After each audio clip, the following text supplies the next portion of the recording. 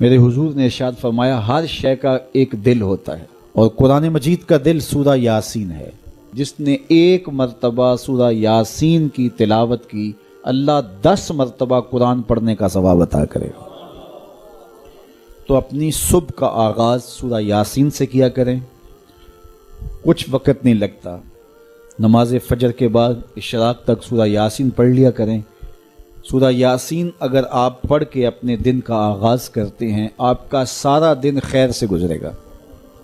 اس دن اگر کاروبار کریں گے تو برکت ہوگی، اس دن کسی کام کو جائیں گے تو رحمت ہوگی، اس دن بہت ساری بیماریوں سے، آفات و بلیات ارضیہ و سماویہ سے، دشمنوں کے حسد سے، مبغضین کے بغض سے بچے رہیں گے، لوگوں کے شر سے، حادثات سے محفوظ رہیں گے۔ تو اپنے دن کا آغاز سورہ یاسین سے کریں، اور کتنا بڑا اجر ہے۔ آپ ایک سال میں بھی شاید 10 قرآن مجید نہ ختم کر سکیں، اور سورہ یاسین پڑھیں تو 10 مرتبہ قرآن مجید پڑھنے کا ثواب نصیب ہوگا۔ رسول کریم نے ارشاد فرمایا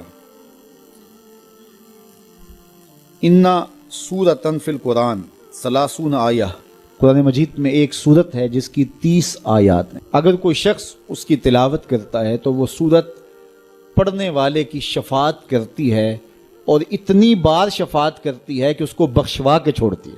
وہ سورت کون سی ہے؟ وَهِيَ تَبَارَكَ الَّذِي بِيَدِهِ الْمُلْكُ، یہ سورۃ الملک ہے، 30 آیتیں ہیں۔